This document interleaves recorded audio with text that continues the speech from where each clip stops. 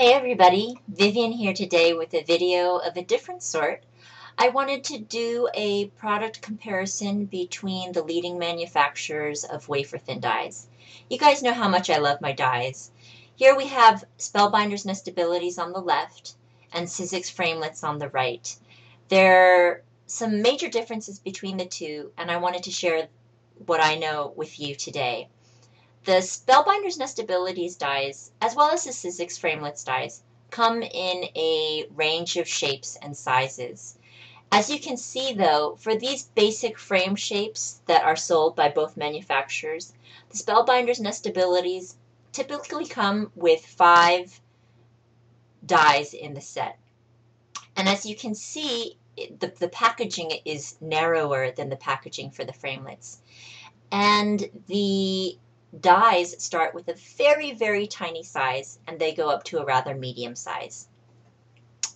For the Sizzix Framelits, you have dies that start at a small size, but a size that I would realistically use for a simple short sentiment. And those sizes go up from that small size to a size that I could use for 6x6 layouts, 8x8 layouts, 8.5x11 layouts, 12x12 layouts, journaling pages. That ultra small die in the Spellbinder set I actually would probably never use, whereas the smallest die in the Sizzix set I would use. So it depends on what kind of a scale you work in. I think the one on the left from Spellbinders is primarily for card makers, whereas the one on the right could be used across the paper crafting spectrum.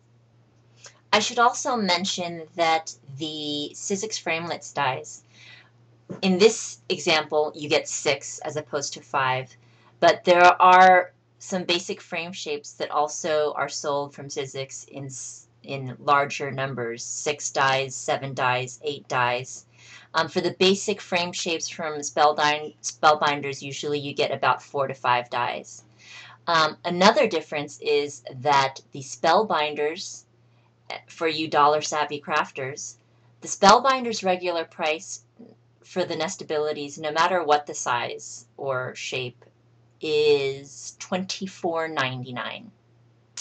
And the regular price for the Sizzix Framelits, whether you get 5, 6, 7, or 8 dies, is $19.99. So here's a close-up of the actual die from Spellbinders. You have that little ridge, which is the cutting ridge. That's where you cut your paper when you send it through the die cutting machine. And then you have a lip on either edge, on the exterior and the interior. The exterior lip doesn't really serve much of a purpose except to have something to grab onto. And the interior lip provides an opportunity for you to emboss, if you want to, with a second pass through your die cutting machine with 2 embossing pads and a different sandwich of your platform and your acrylic cutting plates. So I know a lot of people that use the Nestabilities actually take advantage of the potential to emboss. And what that does, if you have your focal image and you're using this die to set your focal image apart from the rest of your card front, it's useful. I think it's typically more for card makers and paper crafters who like to craft in a very formal, organized fashion and keep all the elements separate. Early on in my paper crafting career, I think I might have done that more, but these days I tend to want to integrate all my elements in a more natural and organic fashion. And if I do try to, if my goal is to distinguish different elements on the page, I prefer to do that with distress ink rather than with an embossed inner edge. So as you can see with this Sizzix Framelits die, there is no inner lip. So the big advantage with that, so you have the exterior lip, which is something for you to hold on to. The big advantage with no interior lip is that when you cut your piece of cardstock, you can set it on top of, let's say, a stamped image and see clearly exactly what is going to be cut. When you have a Spellbinders die, you can't see where the inner edge is going to cut exactly because it's being covered up by that inner lip. So you can be sure of an exact cut with your stamped image. And if you're using it with a piece of patterned paper that you love, you can be sure, let's say, that some typography from the pattern paper will show up exactly the way you want it to on your die cut piece. Or some flourish or other design element on your pattern paper will be exactly where you see it when you place that die on top of your pattern paper. So I'm going to give you a basic how-to with both types of dies. Here you have your multi-purpose platform. For the Spellbinders Nestability, you put the die down with the cutting edge up, your cardstock on top of that, plus your 2 acrylic plates on top of that. And then you cut out your image. If you want to emboss it, then you open all the tabs to the very last one. You place the die with the die cut shape it's still inside of it, 2 embossing mats from the Spellbinders company, plus the 2 acrylic plates on top, and you send it through your machine. And then you have, I'll give you a little close-up, embossing all along the edge. Instructions for all the Sizzix products that can be used with the Big Shot are actually clearly illustrated on the multi-purpose platform.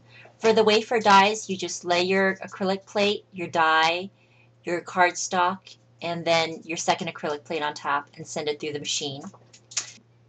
And the result is a die cut element that has been cut on a cutting edge that you can clearly see, that is not obstructed by an inner lip. This is a Sizzix stamp and die cut set available from the Sizzix website called Reindeer. So you get some really cute shapes, but this is where the ability to clearly see your cutting edge becomes a really wonderful asset to the framelit dies. To illustrate, I'm going to show you what happens with the snowflake shape, which is a rather intricate shape. You stamp your image, and then you place that die right on top, and you can very clearly see exactly where your die is going to cut. Once I send it through the machine, look at the beautiful shape that I get. I made a Christmas card using this die stamp set, and as you guys know, the key word for me with Christmas cards is easy.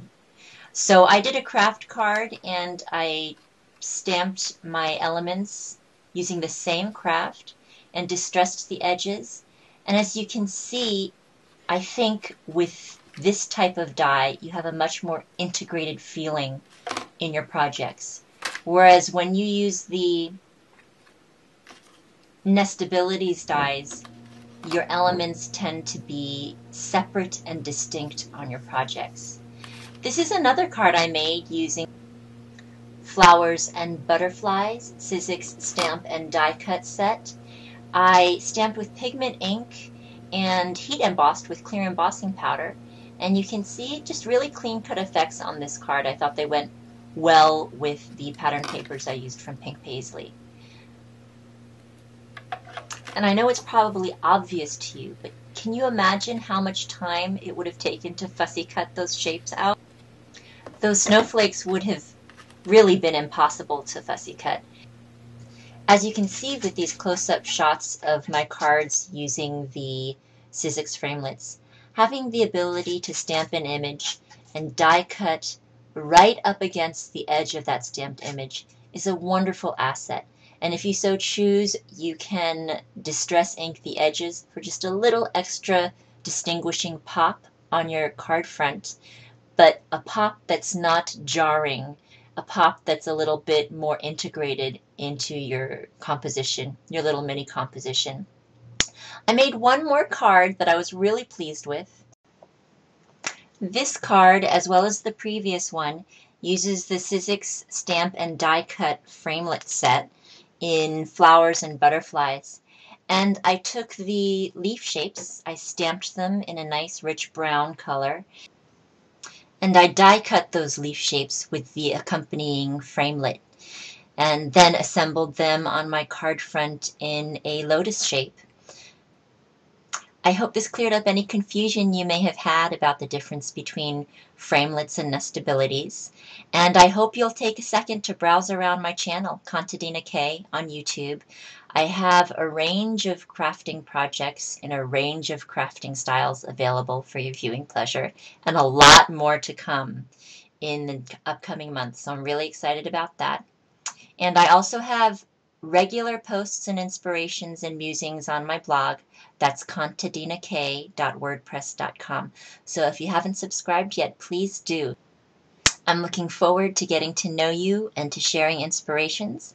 And I thank you so much for watching. See you next time. Bye.